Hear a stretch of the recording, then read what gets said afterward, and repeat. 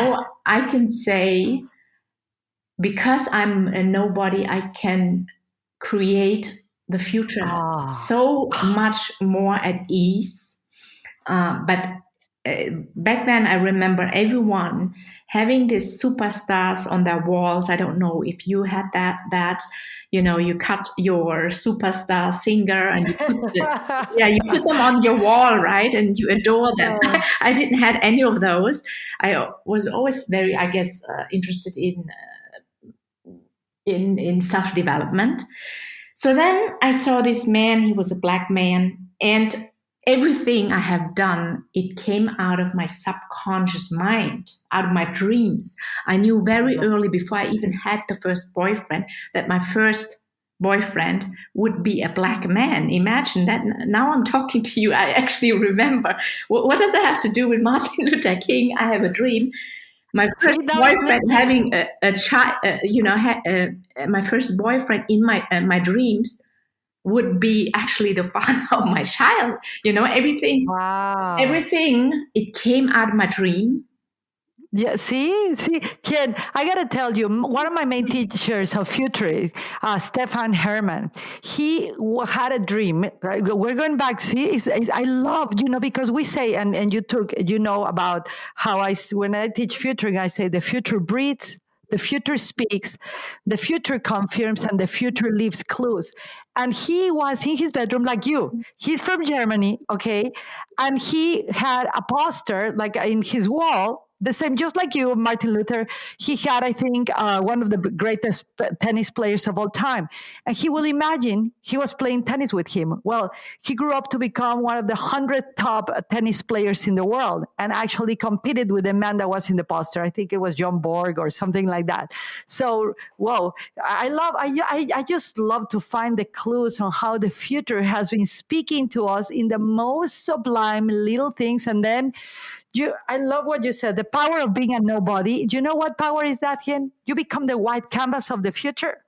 Wow. So, and then you have a dream, and then you marry Martin Luther, but... And my friends, they make fun about it, They make fun about it.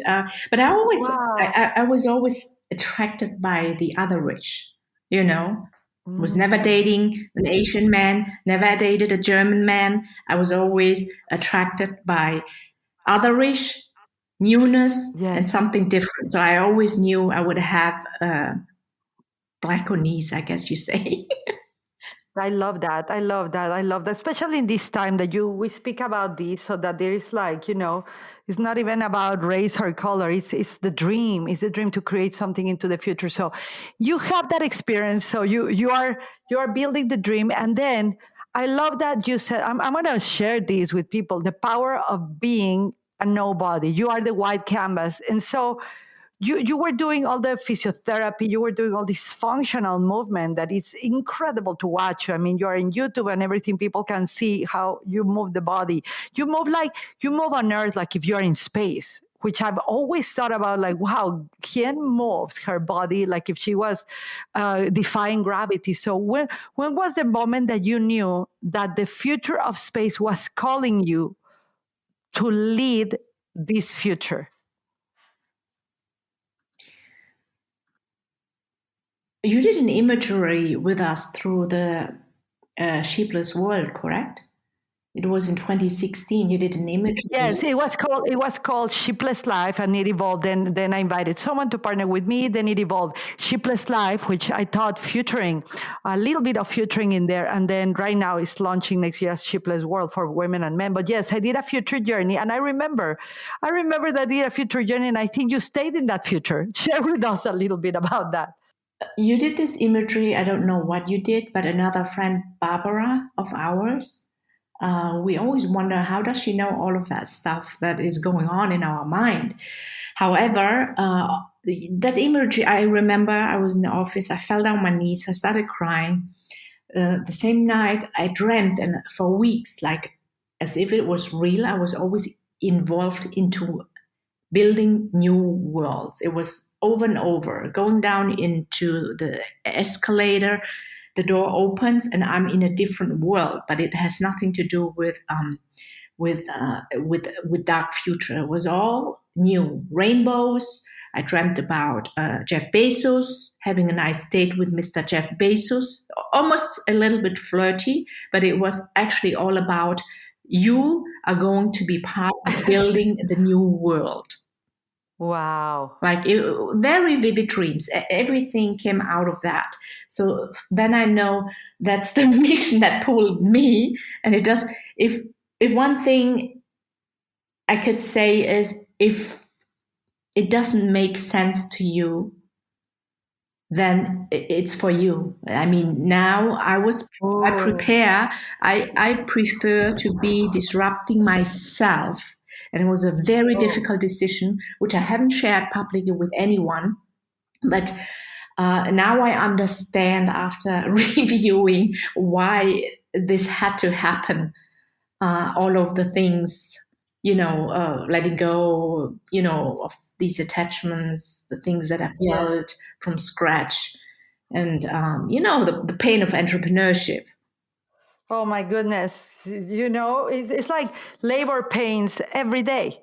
Every day. It's like every day you birth one thing and you have labor pains for 2 years to birth one thing for a day. It's unbelievable. This planet Earth is no joke.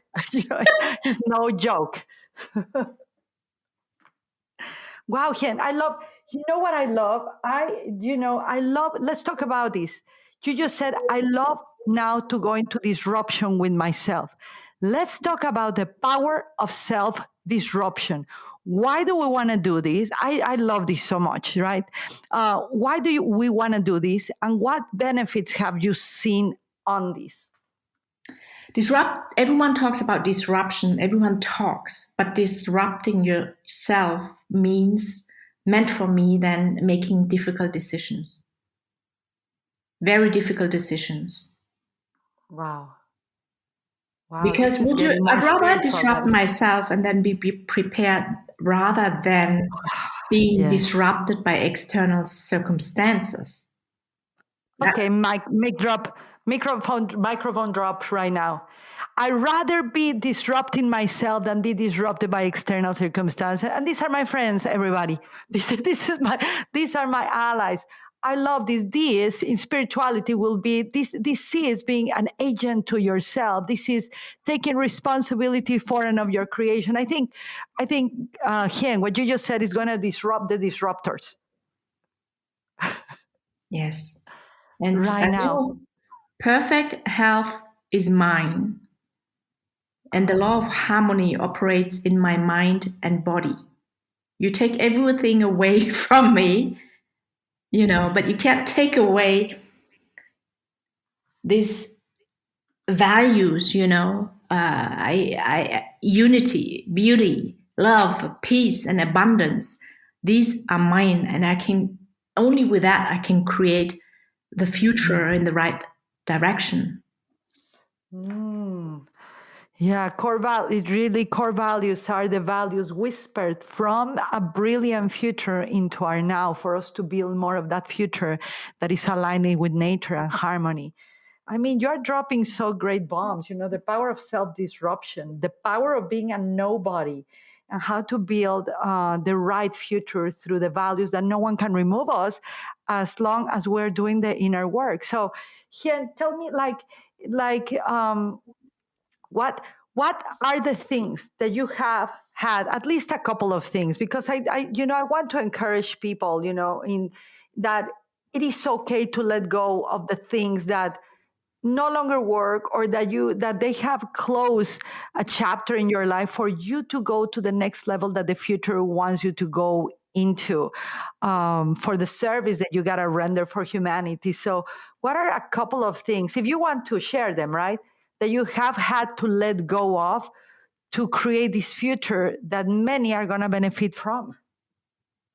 I made the difficult decision to sell my business in 2018. No one understood my decision making. I let go of employees. I sold the business. I changed business model, So that was the simple thing. It didn't make sense to anyone, but I deeply trusted that this was the right path. Yeah, and you know, because a lot of people are like my family, my everybody, you know, I think if you understand it, that's who you gotta trust in your own, you know, in your own internal compass, right? In futuring, we call it the futurnometer instead of the, you know, it's a GPS for the future, which is your faith, your God, where your soul is calling you. And I love that you said something. You said the vision pulled me in. That's key for futuring. That's key for starting with the future in mind. If you don't let the vision pull you in, you will never discover all the potentials and the capacity that you have to create futures. And a lot of people think that creating a vision is staying stuck in what they created 20 years ago. So I created a vision that I was going to have this business that is not working. We're not getting anywhere, but I will keep hustling in something that is not working, right? The definition of insanity that Einstein used to say, right? Keep doing this thing over and over again, the same thing, expecting a different result. So, what was the most challenging for you, Hien, to be able to step into creating something so big for humanity, like Space Connects and all the things that you're doing and connecting with all the thousands of people you've connected? You know, people don't know. I was how you are connecting with the greatest minds on earth right now, the neuroscientists, the physicists, the space, the women in space. So, what was the hardest thing for you to let go of, to allow this vision to pull you in? Uh, Financial commitment. I think my friends often say I make things look easy, but space is one of the most capital intensive industry. And Really? yes, there are literally no women actually. They're in this highly technological and complex. So it's some be more risk averse, and asked your trusted friends, in the sheepless community. I asked, look, what do you think is my biggest strength and what my biggest weakness? Then already I was itchy about this vision, but no one really took me serious, right? What is this woman talking about all Yeah. this space if we have so many problems on Earth? But I fully Right. trusted it, so I always went for the best. I That's take it. shortcuts. That's it. I go for the best people. I do not waste my time Boom. with people who are not nourishing my vision. So it felt like walking Wow. the desert alone in a Fata Morgana. You're the only one that sees it. No one I love sees it. it. I You love know it. it. It's a lonely path. It's a lonely path. You know, Tim Grover, my mentor, says that, you know, excellence is lonely. Excellence is Eh, lonely. I never heard that. That's beautiful. Excellence Mr. is Tim lonely. Grover, who is his birthday today that we're recording this podcast. So, yeah. Excellence is lonely. But you know what? I always found, you know, it's you really are not only disrupting but creating a new future for so many people. And I imagine, you know, when Einstein was little, when Martin Luther King, futurists like Anna Frank, Gandhi, you know, going to war, you know, with peace. He's the first person that said, I'm going to liberate India, you know, liberate India from the English without fighting. And I'm going to go to war with peace, with ahimsa, the nonviolence. And everybody said, you are crazy. You are never going to do it. A couple of 100 years later, hello, Gandhi, right? And hello, freedom of that time. So I'm so glad that you're saying to people, you know, I no longer invest time or spend time with people that do not nourish my vision. And why is that important? So for people to take it, you got to be courageous, guys. If you have a vision of the future you want to create, you're going to have to let go of all your attachments to the people that don't nourish you. It's your attachments, it's not them. They're doing exactly what they need to be doing. It's our responsibility to move into the future we want to design to create. So we want to desire and we get to design and create. So why would you recommend to people as a mentor from the future into the future of humanity? Why to do that, Hien? Why doing it? What are the benefits on the other side of this decision? Gandhi, to quote Gandhi, as you mentioned, Gandhi,